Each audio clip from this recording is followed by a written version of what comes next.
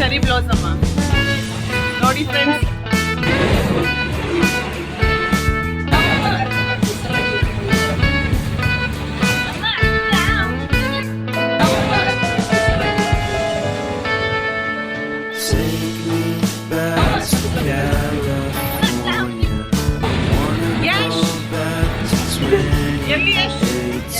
Hello guys, ನಾವು ಇವತ್ತು ಈಶಾ ಫೌಂಡೇಶನ್ಗೆ ಹೊರಟಿದ್ವಿ. ತುಂಬ ದಿನದಿಂದ ಅಂದ್ಕೊಂಡಿದ್ವಿ ಹೋಗ್ಬೇಕು ಅಂತ, ಬಟ್ ಆಗಿರಲಿಲ್ಲ. ಯಾಕಂದರೆ ಮಕ್ಕಳಿಗೆ ಸ್ಕೂಲಿಗೆ ರಜೆ ಇರಲಿಲ್ಲ. ಸುಮ್ಮನೆ ಏನಾದರೂ ಈ ಥರ ರೀಸನ್ಸ್ಗಳು ಆಗ್ತಾನೆ ಇತ್ತು. ಸೊ ಹಾಗಾಗಿ ಇವತ್ತು ಡಿಸೈಡ್ ಮಾಡಿಕೊಂಡು ಹೋಗಿದ್ವಿ. ತುಂಬ ಚೆನ್ನಾಗಿತ್ತು.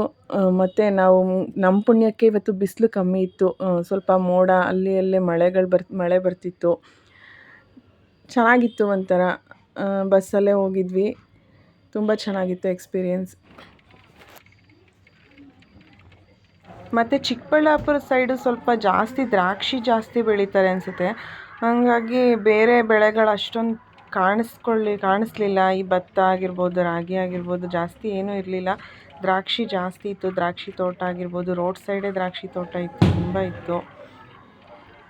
ಬೆಟ್ಟಗಳು ಜಾಸ್ತಿ ಇದೆ.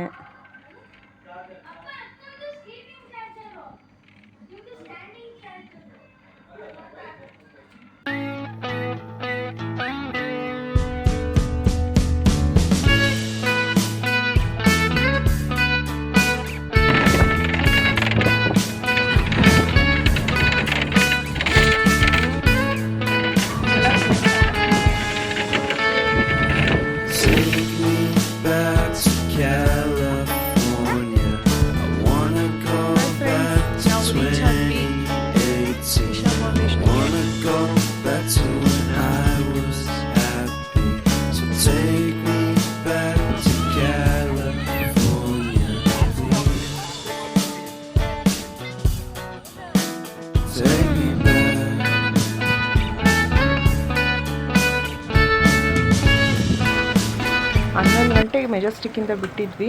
ಮತ್ತು ನಾವು ಈಶಾ ಫೌಂಡೇಶನಿಗೆ ತಲುಪೋ ಅಷ್ಟೊತ್ತಿಗೆ 1:30 ಆಗಿತ್ತು. ನಮಗೆ ಬಿಸಿಲು ಜಾಸ್ತಿ ಇಲ್ಲದೆ ಇರೋದ್ರಿಂದ, ಅಂದರೆ ನಾವು ಎಷ್ಟೊತ್ತಿಗೆ ಬಂದ್ವಿ ಏನೋ ಅದೆಲ್ಲ ಅಷ್ಟು ನಮಗೆ ಫೀಲ್ ಆಗಲಿಲ್ಲ. ಮಧ್ಯಾಹ್ನ ಬಿಸಿಲಾಗಿದ್ದು ತುಂಬ ಬಿಸಿಲನ್ನು ಫೀಲ್ ಇರ್ತಿತ್ತು, ಬಟ್ ನಮ್ಗೆ ಇದೇ ಇರಲಿಲ್ಲ.